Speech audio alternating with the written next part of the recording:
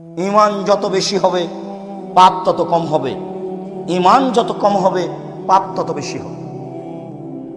আল্লাহ তাআলা বললেন, ইন্নাস সালাতা তানহা আনিল ফাহশাই ওয়াল মুনকার ওয়া লাযিকরুল্লাহি আকবার।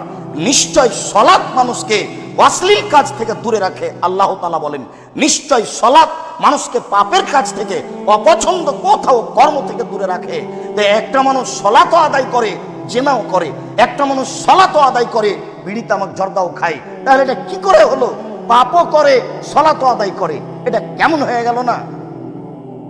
অথচ আল্লাহ তাআলা বলছেন, সালাত মানুষকে পাপ থেকে দূরে রাখে, অশ্লীল কাজ থেকে দূরে রাখে। হাজারো পুরুষ নারী জেনায় লিপ্ত আছে, সালাত আদায় করে। হাজারো পুরুষ নারী সুদ ঘুষ খায় আর সালাত আদায় করে। হাজারো নারী নগ্ন পথে চলে, তাহাজ্জুদ পড়ে। তাহলে কেমন হয়ে গেল? জি, সালাত আদায় করে বটে, কিন্তু ঈমান নেই। ঈমান দিয়ে পাপকে ঠেকানো যায়। যখন কেউ নেই তখন ঈমান দিয়ে পাপকে ঠেকানো যায়। ঈমান একটা জিনিস যা দিয়ে প্রকাশ্যে আল্লাহকে ভয় করা যায়, যা দিয়ে গোপনে আল্লাহকে ভয় করা যায়। ঈমান যত বেশি হবে পাপ তত কম হবে, ঈমান যত কম হবে পাপ তত বেশি হবে। যখনই সালাত আদায় করার পরে দেখবেন মিথ্যে কথা বললেন, না ঈমানের ঘাটতি আছে, একা একাই বলেন ব্যাপারটা কি, এটা বললাম কেন? যখনই কোনো অন্যায় কাজ করবেন তখনই মনে করতে হবে ঈমানের ঘাটতি আছে, ঈমান কোনো কাজ করে না, আমি এটা করলাম কেন? আমাকে তো এটা ঈমান দিয়ে ঠেকাতে হবে।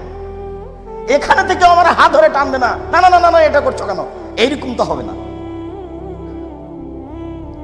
দুই, কওলুল হক, ফিরে যাওয়া শাখা। সুলি হলেও ফাঁসি হলেও পক্ষে ও বিপক্ষে সত্য কথা বলতে হবে, তাহলে ইহকালও বেঁচে যাবে, পরকালও বেঁচে যাবে। অলিকতিসাদ ফিল ফাকরে অল গিনা, মধ্যম পন্থায় খরচ করতে হবে। ধনী হলেও গরিব হলেও তাহলেও বেঁচে যাবে, জান্নাত পাবে। যে তিনটি কাজে ধ্বংস হবে তার একটি হচ্ছে সৌম্যতা, কৃপণতাকে মেনে নেওয়া। কৃপণ যে সে ধ্বংস হবেই। কৃপণতা একটা ধ্বংসাত্মক জিনিস। টাকা চাইলো, দিলাম না। ভিক্ষুক বললো 1 টাকা ভিক্ষা দেন, আমি বললাম মাফ করো। শুধু মাফি যদি করি তো ভিক্ষা দিবে কে? মনে রাখবেন একটা কথা, রাসূল সাল্লাল্লাহু আলাইহি ওয়াসাল্লাম দিন রাত একটা বাক্য বলতেন, আল্লাহুম্মা ইন্নী আউযু বিকা মিনাল বুখল। হে আল্লাহ, আমি তোমার কাছে কৃপণতা থেকে বাঁচতে চাই। আল্লাহ, আমি তোমার কাছে কৃপণতা থেকে বাঁচতে চাই। আল্লাহ, আমি তোমার কাছে কৃপণতা থেকে বাঁচতে চাই। আবার তিনি বলতেন, ওয়াত্তাকু শুহা, পৃথিবীর মানুষ তোমরা কৃপণতা থেকে বাঁচো। ওয়াত্তাকু শুহা, তোমরা কৃপণতা থেকে বাঁচো। আবার তিনি বলতেন, লা ইয়াদখুলুল জান্নাতা বাখিল, কৃপণ জান্নাতে যাবে না। ঘটনা কি? ঘটনা হলো এই যে আপনার রুজিতে আর একজনের রুজি আছে, আপনার ভাতে আর একজনের ভাত আছে। যদি না দেন তাহলে ফল হবে জাহান্নাম, আর ওই লোকটা না খেয়ে থাকবে। কোনোটাই কম নয়। এই জন্য 2-1 টাকা ইনকাম করলেও তার 2-1 পয়সা দানের জন্য হিসাব করে নেবেন, নইলে কৃপণতা ভিতরে থেকে যাবে। তিনি বললেন, হাও মুত্তাবা, প্রবৃত্তিকে মানে যে ধ্বংস হবে সে, মন মতো চলে যে ধ্বংস হবে সে, প্রবৃত্তিকে মানে যে ধ্বংস হবে সে। দাড়ি চাঁচে ছোট করে প্রবৃত্তিকে মানে, টাকনুর নিচে প্যান্ট পরে প্রবৃত্তিকে মানে, দোকানে বসে আড্ডা পিটে বদনাম গীবত করে প্রবৃত্তিকে মানে, সুদ খায় ঘুষ দেয় প্রবৃত্তিকে মানে, অন্যায় অশ্লীল কথা বলে প্রবৃত্তিকে মানে, মানুষের জমি জমা জোর করে দখল করে ভোগ করে প্রবৃত্তিকে মানে, অন্যায় অবিচার রাহাজানি করে বেড়াই প্রবৃত্তিকে মানে। প্রবৃত্তিকে মানে যে ধ্বংস হবে সে। ওই যাবুল মারে বেনাফসিহি ওয়া আসাদ্দ হুন্না, আত্ম অহংকারী যে ধ্বংস হবে সে, অহংকার করে যে ধ্বংস হবে সে। তাসবি দানা ভিতর দিকে করিয়েন, আঙ্গুলে তাসবি দানা দিয়ে তাসবি গণনা করিয়েন না, নলে মাঝে মধ্যে এরকম ভাবে উল্টে ধরার প্রয়োজন হবে। তার মানে কেউ দেখুক, খবরদার। অন্তরে যদি একটু দেখানো স্বাদ থাকে আর জান্নাত হবে না। এরই নাম অহংকার। আপনাকে বলা হলো আপনার নাম কি, আপনি বলবেন আব্দুর রাজ্জাক।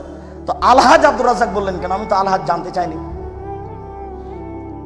এটা আপনি বলে আমাকে কি বলতে চাইলেন, ওইটুকু আপনি বললেন কেন? জীবনে কোনোদিন এই শব্দ মুখ দিয়ে বের করিয়েন না। আপনার বাপের নামে মসজিদ রাখা যায়, আহমদ মসজিদ, এ কথা বলা যায়, রাখা যায় মসজিদটার নাম। কয়দিন পরে যদি আপনি বলেন, চিনেন না আপনি, আমার বাপের নামে মসজিদ আছে, এবার কি হবে বলেন? খুব সাবধান। এরই নাম অহংকার। বললাম আপনার নাম কি? তো আপনি বললেন ডক্টর আহমদ। আমি তো ডক্টর জানতে চাইনি। আমি বললাম আপনার নাম কি? আপনার মা যেটা রেখেছে সেটা বলবেন। ভুল পথে চলে ইবাদত করে পরকাল হারায়েন না, খুব সাবধান। আত্ম অহংকারী যে ধ্বংস হবে সে, এইভাবে বলে সব চলে আসে। আমি তো এত কিছু জানতে চাইনি। সালামের সাথে সাথে আপনি বলছেন আমার ছেলেটা ইংরেজি সাবজেক্ট নিয়ে পড়ে, জানেন না আপনি ইংরেজি সাবজেক্টে ফার্স্ট হয়েছে, সেটা আপনি বলে আমাকে কি বলতে চান?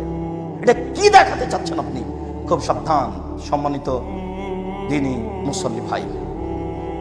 আবু হুরায়রা রাদিয়াল্লাহু তাআলা আনহু বলেন, রাসূল সাল্লাল্লাহু আলাইহি ওয়াসাল্লাম বলেছেন, মান খাফানি ফাকাদ আদলাজা। আল্লাহ তাআলা বলেন হাদিসে কুদসি, মান খাফানি আদলাজা ওমান আদলাজা বালাগাল মানজিলা। যে ব্যক্তি আমাকে ভয় করলো সে ব্যক্তি রাতের অন্ধকারে আল্লাহকে ডাকলো। ওমান আদলাজা বালাগাল মানজিলা। আর যে ব্যক্তি রাতের অন্ধকারে আল্লাহকে ডাকলো সে জান্নাতে চলে গেছে। আলা সাবধান থেকো, মনে রেখো, ইন্নে সিলাতাল্লাহি গালিয়া। আল্লাহর যেটা সম্পদ সেটা খুব দামি। মনে রেখো আল্লাহর যেটা সম্পদ সেটা খুব দামি। মনে রেখো আল্লাহর যেটা সম্পদ সেটা দামি। আলা ইন্নে সিলাতাল্লাহিল জান্নাহ। আল্লাহর সম্পদ হলো জান্নাত। এ ব্যাপারে জাহান্নামের কথা আসেনি। আল্লাহর নবী বলেননি, আল্লাহ বলেননি যে জাহান্নাম আমার সম্পদ। রাসূল সাল্লাল্লাহু আলাইহি সাল্লাম বলছেন, আল্লাহ তাআলা বলেন জান্নাত হলো আল্লাহর সম্পদ। যে ব্যক্তি আল্লাহকে ভয় করলো সে ব্যক্তি রাতের অন্ধকারে আল্লাহকে ডাকলো।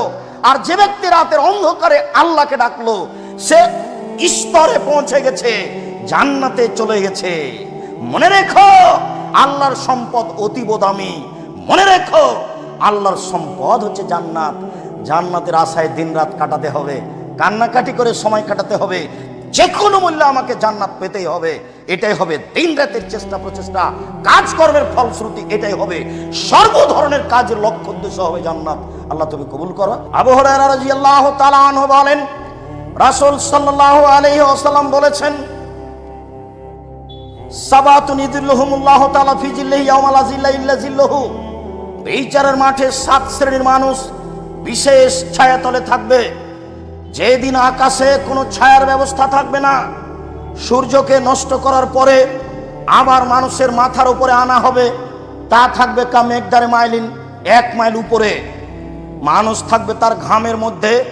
কারো ঘাম হবে টাকনো পর্যন্ত, কারো ঘাম হবে হাঁটু পর্যন্ত, কারো ঘাম হবে কোমর পর্যন্ত, কারো ঘাম হবে গলা পর্যন্ত। এই সময়ে মানুষ 7 শ্রেণীর মানুষ বিশেষ ছায়াতলে থাকবে। তার 1 শ্রেণীর মানুষ হলো ইমামুন আদিল, ন্যায়পরায়ণ নেতা।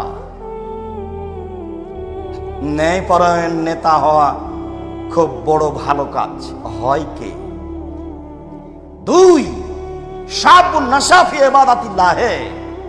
ওই সব মানুষ যারা বাল্য জীবন থেকে ইবাদতে অভ্যাসী। 3 রাজুলুন কালবহু মুআল্লাকুন বিল মাসাজিদ। যাদের অন্তর মসজিদের সাথে ঝুলন্ত আছে। খারাজা মিনহু হাত্তা ইয়াউদা। মসজিদ থেকে বের হয়েছে, যতক্ষণ পর্যন্ত মসজিদে ফিরে না আসছে ততক্ষণ পর্যন্ত ব্যস্ত হয়ে পড়েছে। জোহরের সালাত আদায় করে বাড়ি যাওয়ার পরে একটু পরে মেয়েকে বলছে, আম্মু আসর হয়েছে কি, 2টা বেজেছে কি, 3টা বেজেছে কি, আবার মসজিদে যাওয়ার জন্য ব্যস্ত হয়ে পড়েছে। এই ব্যক্তি থাকবে বিশেষ ছায়াতলে। ওয়ারাজুলানে তাআবা ফিল্লাহি ওয়া ইস্তামা আলাইহি ওয়া ইফতারাকা আলাইহি। মানুষ 2 জন পরস্পরকে ভালোবাসে আল্লাহকে সন্তুষ্ট করার জন্য, দুনিয়াবি কোনো স্বার্থে নয়, কোনো লোভে নয়। ও একজন পরহেজগার মানুষ, আমি তাকে খুব ভালোবাসি। উনি আপনাকে একজন পরহেজগার মানুষ মনে করেন, উনি আপনাকে ভালোবাসেন। যে কোনো সমস্যাতে 2 জন কাছাকাছি থাকে, পৃথক হয়ে যায় আল্লাহকে ভালোবাসার জন্য। ভালোবাসা বন্ধুত্ব বহাল রাখে আল্লাহকে ভালোবাসার জন্য। এরকম 2 জন থাকবে বিশেষ ছায়াতলে। ও রাজুলুন যাকার আল্লাহ খালিয়ান ফাফাজা তাইনাহু। ওই ব্যক্তিও বিচারের মাঠে বিশেষ ছায়াতলে থাকবে।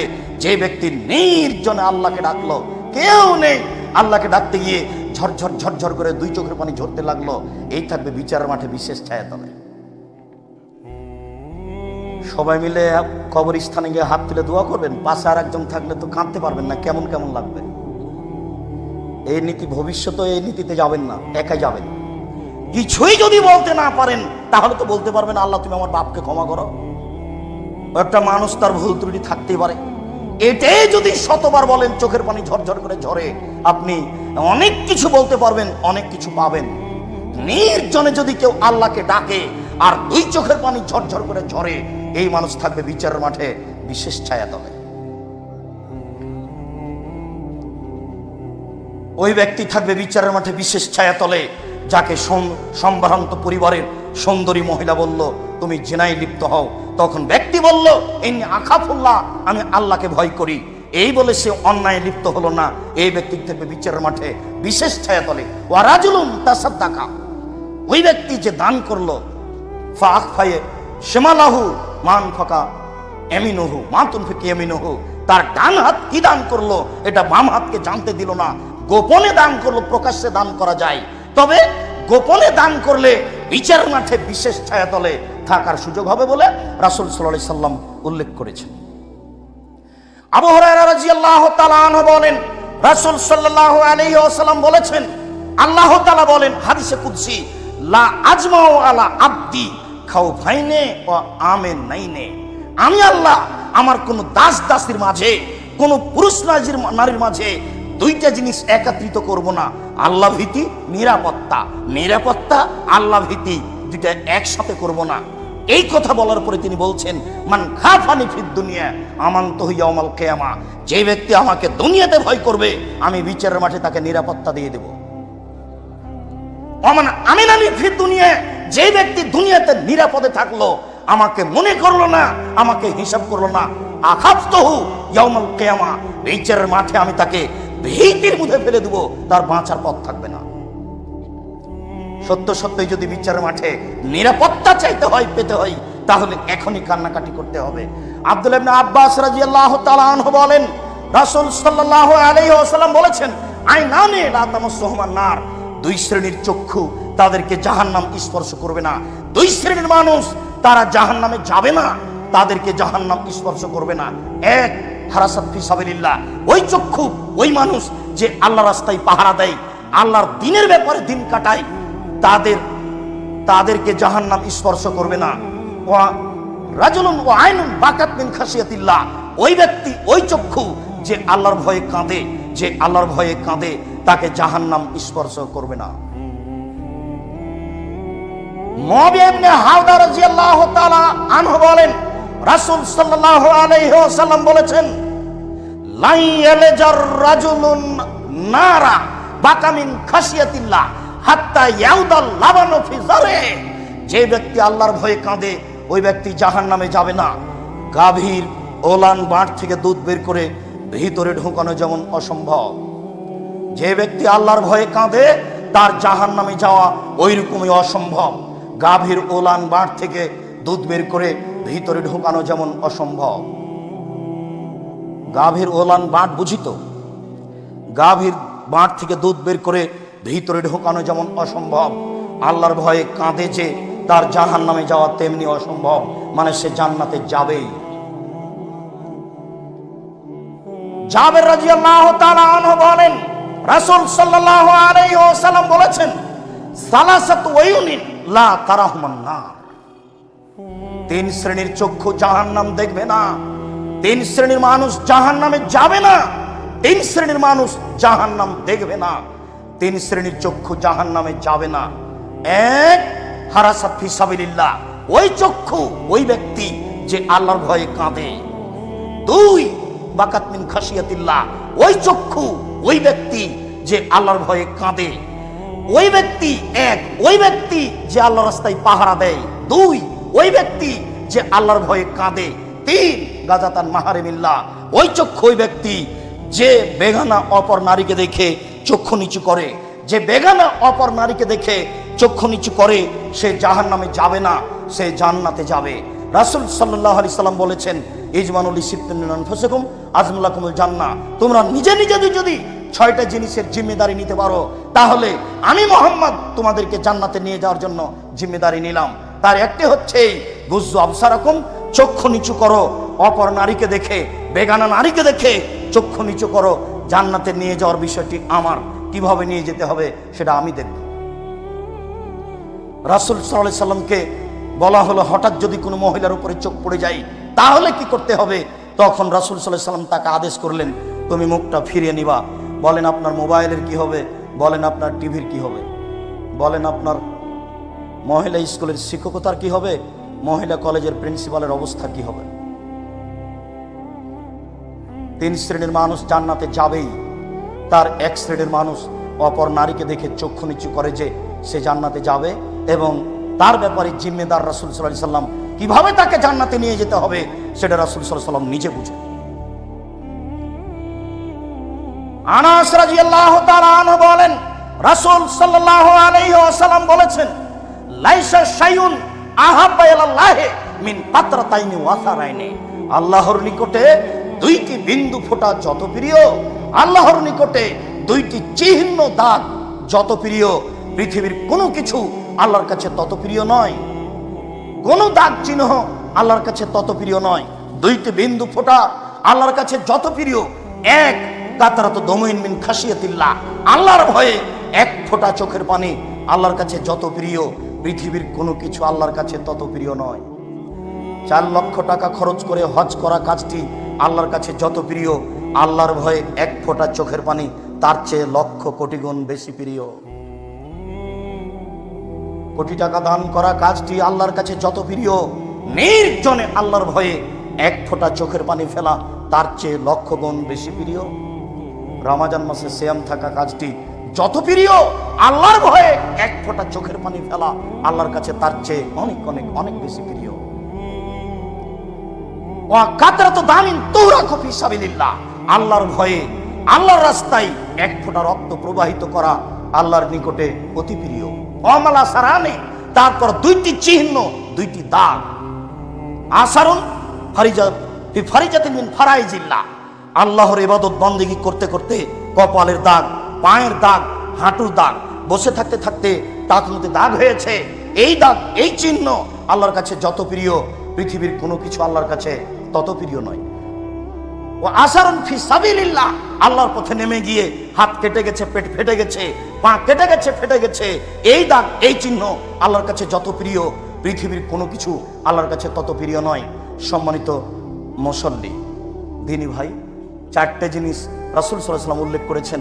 তার 1 নম্বরে যেটা আছে সেটা সবার জন্য সহজ, যে কোনো সময়ে সহজ, তা হলো আল্লাহর ভয়ে 1 ফোঁটা চোখের পানি। 2, আল্লাহর পথে জিহাদে নেমে 1 ফোঁটা রক্ত। 3, ইবাদত বন্দেগী করতে করতে কপালের দাগ, পায়ের দাগ। 4, আল্লাহর পথে নেমে গিয়ে ফেটে যাওয়া, কেটে যাওয়া দাগ, চিহ্ন। এই 4টে জিনিস আল্লাহর কাছে যত প্রিয়, পৃথিবীর কোনো কিছু আল্লাহর কাছে তত প্রিয় নয়। তার 1 নম্বরে যেটা আছে সেটা সহজ, অবশ্যই মনে থাকবে বলে আশাবাদী। উকবা ইবনে আমির রাদিয়াল্লাহু তাআলা আনহু বলেন, রাসূল সাল্লাল্লাহু আলাইহি ওয়াসাল্লামকে জিজ্ঞাসা করা হলো, মান নাজাত, বাঁচার পথ কি? মানুষ কি করলে জাহান্নাম থেকে বেঁচে যেতে পারে? মানুষের জাহান্নাম থেকে বাঁচার পথ কি? কি করলে মানুষ জাহান্নাম থেকে বাঁচতে পারে? এই কথার উত্তরে রাসূল সাল্লাল্লাহু আলাইহি সাল্লাম বললেন, আলজাম লিসানাক, তুমি তোমার মুখকে বন্ধ রাখো, ভালো কথা ছাড়া মুখে বলো না, জান্নাত হবে। মুখ কন্ট্রোলে রাখা মানুষের জন্য সবচেয়ে গুরুত্বপূর্ণ বিষয়। 2, ওয়ালাইয়াসা বাইত, জরুরি প্রয়োজন ছাড়া তুমি বাড়ির বাইরে যাবে না, তুমি তোমার স্ত্রী, ছেলে, মেয়ে, তাহলে বেঁচে যাওয়া, জান্নাত হবে। প্রয়োজন ছাড়া বাড়ি গেলে সমস্যা আছে, দোকানপাটে বসবেন না, রাস্তাঘাটে বসে কারোর সাথে গল্প করবেন না, স্ত্রীকে, মেয়েকে হাটে বাজারে যেতে দিবেন না, আপনি আপনার নীতিতে গড়ে তুলবেন, জান্নাত হবে ইনশাআল্লাহ। 3, অবতালা খাতিয়াতে, পাপের জন্য কাঁদো, জান্নাত হবে। 3টি কথা তিনি বললেন, তার 3 নম্বর কথাটি বললেন, পাপের জন্য কাঁদো, জান্নাত হবে। মানুষ যদি আল্লাহর ভয়ে পাপের জন্য কাঁদে তাহলে জান্নাত হবে। 3 জন গর্তে আটকা পড়েছিল, 3 জনের 3য় জন বলল, আল্লাহুম্মা ইন্নাকা আনতা তাআলাম, নিশ্চয় তুমি জানো, আমি ইস্তাজারতু আজিরান, আমি একটা লোক কাজের জন্য নির্ধারণ করেছিলাম, কাজ করার জন্য নিয়েছিলাম। আমেল আলী নিস্তান নাহারে, অর্ধেক দিন কাজ করলো, অর্ধেক দিন কাজ করার পরে আর কাজ করবে না। আতাইতুহু আজরাহু, আমি তার প্রতিদান তাকে দিলাম। লাম ইয়াখুজুহু ফাসাকাতা আলাইহি, সে রাগ করলো, সে টাকা নিল না, চলে গেল। ফা ওয়াফারতুহা আলাইহি, আমি সে টাকা দিয়ে অনেক অর্থ সম্পদ গরু ছাগল করে ফেললাম। হঠাৎ একদিন এসে আমার কাছে চাইলো তার পারিশ্রমিক। আমি বললাম খুজ হাজা, এগুলো সব নিয়ে নাও। আমাকে বলল মজাক করবেন না, একদিনের কাজের বিনিময়ে দেন। আমি বললাম তোমাকে মজাক করিনি, যা কিছু করেছি সব তোমার জন্য, সব তুমি নিয়ে যাও। নিয়ে চলে গেল। এরপরে বলছে আল্লাহুম্মা, হে আল্লাহ, ইন কুনতা তাআলাম, তুমি যদি সত্য সত্যই জেনে থাকো যে আমি ফালতু দালেকা, আমি এই কাজটা করেছি রাজা রাহমাতেকা ওয়া খাসিয়াত আযাবেকা, তোমার রহমতের আশায়, তোমার শাস্তির ভয়ে। এটাই মূলত কথা। তোমার রহমতের আশায়, তোমার শাস্তির ভয়ে, তোমার রহমতের আশায়, তোমার শাস্তির ভয়ে আমি এই কাজটা করেছি, তুমি আজকে বিপদ থেকে বাঁচাও। তখন আল্লাহ বললেন ঠিক আছে যাও, আমি পাথর সরিয়ে দিলাম, বের হয়ে চলে যাও। কাজ হবে রহমতের আশায়, আল্লাহর ভয়ে, কাজ হবে রহমতের আশায়, আল্লাহর ভয়ে। জান্নাত তো হবেই, পৃথিবীর যে কোনো বিপদ থেকে বেঁচে যাবেন। কাজ যদি আল্লাহর ভয়ে হয়, জান্নাত তো হবেই, পৃথিবীর যে কোনো বিপদ থেকে বেঁচে যাবেন। আবু হুরায়রা রাদিয়াল্লাহু তাআলা আনহু বলেন, রাসূল সাল্লাল্লাহু আলাইহি ওয়াসাল্লাম বলেছেন, আসরাফ রাজুলুন আলা নাফসিহি, হাজার হাজার বছর পূর্বে একটা লোক নিজের প্রতি খুব অত্যাচার করেছিল, জুলুম করেছিল। সে নিজেকে মনে করত মহা পাপী। ফাওসা বানিহে, সে তার ছেলেদেরকে উপদেশ দিয়েছিল, ছেলেদেরকে বলেছিল এই যে মাতা আবুকুম, যখন তোমাদের পিতা মারা যাবে, ফাহারিকু, তোমরা তাকে আগুন দিয়ে জ্বালিয়ে দিও। ফাজর নিসফাউ ফিল বাররে ওয়া নিসফাউ ফিল বাহরে, তাকে আগুন দিয়ে জ্বালিয়ে, তোমাদের বাপকে আগুন দিয়ে জ্বালিয়ে অর্ধেক চাই পানিতে ফেলে দিও, অর্ধেক চাই মাটিতে ফেলে দিও। কেন? আল্লাহে লাইন কাদারাল্লাহু আলাইহি, আল্লাহর কসম যদি তাকে আল্লাহ ধরতে পারেন, আল্লাহর কসম আল্লাহ যদি তোমাদের বাপকে ধরতে পারেন, আল্লাহর কসম যদি আল্লাহ তাকে ধরতে পারে, তাকে আল্লাহ এত শাস্তি দিবেন, পৃথিবীর কোন মানুষকে আল্লাহ তত শাস্তি দিবেন না। তাকে আল্লাহ এত শাস্তি দিবেন, পৃথিবীর কোন মানুষকে আল্লাহ তত শাস্তি দিবেন না। তোমরা এই কাজটা করিও। জামাতা ফাফালু মা মারাহুম, যখন ব্যক্তি মারা গেল, ছেলেরা তাই করলো, পিতা যা বলেছে, পিতা যা বলেছে ছেলেরা তাই করলো। আগুন দিয়ে জ্বালিয়ে অর্ধেক ছাই পানিতে ফেলে দিল, অর্ধেক ছাই মাটিতে ফেলে দিল।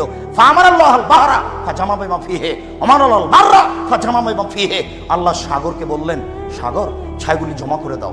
আল্লাহ এই জমিন মাটিকে বললেন মাটি ছাইগুলি জমা করে দাও। মাটি ছাইগুলি জমা করে দিল, পানি ছাইগুলি জমা করে দিল। জড়বস্তু আল্লাহর কথা শুনে, আদম সন্তান বড় নিমুখ হারাম, আল্লাহর কথা শুনে না। জড়বস্তু আল্লাহর কথা শুনে, দেখবেন দেখবেন দেখেন, এদিকে দেখেন, এই মূর্তি কে ভেঙেছে? কে হতে পারে? ইব্রাহিম। ডাকাও, ইব্রাহিম মূর্তি কে ভেঙেছে? আমাকে বলছেন কেন? ওই যে বড়জন কোড়াল ঘাড়ে করে আছে, তাকেই বলে। তাকে বলবো মানে? ও কথা বলতে পারে? ও যে কথা বলতে পারে না তাকে মানো কেন? এই শোনো, গর্ত খোঁড়ো, আগুন জ্বালিয়ে দিয়ে তাকে ফেলে দাও। তাই করা হলো। তাকে যখন আগুনে ফেলে দেওয়া হলো, তিনি বললেন হাসবুনাল্লাহু নি'মাল ওয়াকিল, আল্লাহ আমার জন্য যথেষ্ট, তিনি উত্তম কাজ করেন। আল্লাহ বললেন ইয়া নারু কুনি বারদাম ওয়া সালামা, হে আগুন তুমি শীতল ঠান্ডা হয়ে যাও ইব্রাহিমের জন্য। এ দেখেন আগুন ঠান্ডা হয়ে গেল। আগুন আল্লাহর কথা মানে, আগুন জড়বস্তু, আদম সন্তান বড় নিমুখ হারাম। এখন বললাম, এরপরে একটু পরে ভুলে যাবে, রাতে একটু কান্নাকাটি করা প্রয়োজন মনে করবে না, হালাল হারাম বিবেচনা করা প্রয়োজন মনে করবে না, অথচ জড়বস্তু আল্লাহর কথা মানে। একটু দেখবেন এই যে ইব্রাহিম আলাইহিস সালাম তার ছুরি দিয়ে বাচ্চাকে জবে করছেন, তো সবাই বলছে যে ছুরির নিচে লোহা লাগিয়ে দেওয়া হয়েছে তাই কাটে না। এবারে নগদ মিথ্যা কথা। আল্লাহ ছুরিকে বলে দিয়েছেন কাটবা না, বাস। কিয়ামত পর্যন্ত যদি ইব্রাহিম আলাইহিস সালাম ছুরি চালানো হবে না। কেন? ছুরি কার কথা মানে? আল্লাহর কথা মানে। ওই যে একটা লোক 99টা মানুষকে হত্যা করার পরে একজন দরবেশের কাছে এসে বললো, কিন্তু আলেম ছিল না, দরবেশকে বলছে 99টা মারার পরে বাঁচার পথ আছে। তখনও তো দরবেশ আল্লাহকে চিনে না, আল্লাহকে চিনা বিষয়টি ভিন্ন। ও বলেছে না, বাপরে বাপ, 99 জন মানুষকে মারার পরে বাঁচার পথ খুঁজো না, বলেছে তখন তাকেও দিয়েছে। এরপরে জিজ্ঞাসা করছে বাঁচার পথ কি? অমুক গ্রামে যাও। যাওয়ার সিদ্ধান্ত নিতেই সময় শেষ, লাশটা পড়ে গেছে মাটিতে। বুখারী মুসলিমের হাদিসে এসেছে ফানা সাদরাহু ইলাইহা, তার বুককে ওই গ্রামের দিকে ঠেলে দিয়েছিল। ওই সময়তে পড়ে যাওয়ার সময়তে বুকটা তার ওই গ্রামের দিকে ঠেলে দিয়ে আল্লাহকে দেখাতে চাচ্ছিল 100 জন মানুষ হত্যা করেছে, সেটা ভিন্ন কথা। তবে আমি বুকটা ওই গ্রামের দিকে ঠেলে দিয়ে তোমাকে দেখাতে চাচ্ছি আমি ক্ষমা খুঁজছি, কোথায় ক্ষমা আছে? আমি ক্ষমা খুঁজছি, কোথায় ক্ষমা আছে? আমি বুকটা গ্রামের দিকে ঠেলে দিয়ে তোমাকে দেখাতে চাচ্ছি কোথায় ক্ষমা আছে। সেটা আমি দেখতে চাচ্ছি। লাশ পড়ে গেছে, ফেরেশতা হইচই করছে, কোথায় নিয়ে যাবে? আল্লাহ বলেন, এই গ্রাম, যে গ্রামের দিকে যাচ্ছিল তুমি আগে আসো। এই গ্রাম, যে গ্রাম থেকে যাচ্ছিল তুমি পিছে হটে যাও। গ্রাম পিছে হটে গেল, ওটা আগে আসলো। দেখেন জড়বস্তু আল্লাহর কথা শুনে, আদম সন্তান বড় নিমুখ হারাম, আল্লাহর কথা শুনে না। সম্মানিত মুসল্লি দিনী ভাই, রাসূল সাল্লাল্লাহু আলাইহি সাল্লামের ওই কথাটি মনে রাখেন। যখন তাকে তার ছাইগুলিকে জমা করে আবার মানুষ রেডি করা হলো, মানুষ রেডি করার পরে আল্লাহ তাকে বললেন, লেমা ফালতা হাজা, তুমি এটা করলে কেন? ছেলেদেরকে এটা আদেশ করেছিলে কেন? তখন লোকটি বলছে, মিন খাশিয়াতিকা, তোমার ভয়ে করেছি, ও আনতা আলাম, তুমি ভালো জানো। অত্র হাদিসের দুইটা কথা প্রমাণ হয়েছে। তার একটা, ও বলেছে আল্লাহর কসম, যদি তোমার বাপকে ধরতে পারে তাহলে সবচেয়ে বেশি শাস্তি দিবে। বোঝা যাচ্ছে যে আল্লাহকে চিনে, নাহলে আল্লাহর কসম বললো কেন? আর এইখানে বলছে যে আমি যে তোমার ভয় করেছি এটা তুমি ভালো জানো। আমি আমার ছেলেদেরকে আদেশ করেছি আমাকে জ্বালিয়ে দেওয়ার জন্য, একমাত্র তোমার ভয়ে বলেছি, এটা তুমি ভালো জানো। এতে বোঝা যাচ্ছে আল্লাহকে চিনে। কিন্তু সে পৃথিবীতে সবচেয়ে বড় পাপী, যার কারণে নিরাশা হয়ে কথা বলেছে। যদি আল্লাহর ভয়ে ভীতু হয়ে কেঁদে আল্লাহকে কিছু বলতে পারেন, আল্লাহ আপনার কথা শুনবেন। রাসূল সাল্লাল্লাহু আলাইহি ওয়াসাল্লাম বলেন, আল্লাহ তাআলা বলেন, ইয়া ইবনা আদম মা দাওতানি ওয়া রাজাউতানি, হে আদমের ছেলে মেয়েরা তোমরা যেমন দোয়া করো আমি তেমন। হে আদমের ছেলে মেয়েরা তোমরা আমার কাছে যেমন আশা করো আমি তেমন। তোমার আশা অনুপাতে আমি রয়েছি, তোমার প্রার্থনা অনুপাতে আমি রয়েছি। তুমি আমাকে যেমন বলো আমি তেমন রয়েছি। তুমি আমার উপরে যেমন আশা করো আমি তোমার আশা অনুযায়ী রয়েছি। আমি পরোয়া করি না তুমি কত বড় পাপী, আমি পরোয়া করি না তুমি কত বড় পাপী, আমি আল্লাহ পরোয়া করি না তুমি কত বড় পাপী। তুমি আমাকে যেমন বলো আমি তেমন, তুমি আমার কাছে যেমন আশা করো তেমন আমি। তুমি আমার প্রতি আশা করে আমার কাছে ক্ষমা চাও, আমার ভয়ে কাজ করো, আমি তোমাকে ক্ষমা করে দেব, জান্নাত আমার। সম্মানিত উপস্থিতি দিনী মুসলিম ভাই, আল্লাহর ভয়ে ভীতু হয়ে কিছু করার জীবনে চেষ্টা করুন। আল্লাহ আমাদের কথা শুনবেন। আল্লাহ আমাদেরকে জান্নাতে দেওয়ার জন্য প্রতীক্ষমান রয়েছেন। তিনি আমাদেরকে ক্ষমা করার জন্য প্রতীক্ষমান রয়েছেন। তিনি বিচারের মাঠে ক্ষমা করার জন্য বাক্যটি বলবেন, এ আদমের ছেলেমেয়েরা শোনো, তোমাদের পাপ যেই পরিমাণ আমার ক্ষমা সেই পরিমাণ। বিচারের মাঠে আল্লাহ বলবেন, এ আদমের ছেলেমেয়েরা শোনো, তোমাদের পাপ যত আমার ক্ষমা তত, যদি শিরক না করে থাকো। তোমাদের যত পাপ রয়েছে আমার তত ক্ষমা রয়েছে, তবে শিরক করো না। শিরক মুক্ত অবস্থায় আল্লাহকে ভয় করে আমল করার চেষ্টা করুন। ইনশাআল্লাহ আল্লাহ আমাদের কবুল করবেন, আপনাদেরকে কবুল করবেন। আল্লাহ তুমি আমাদের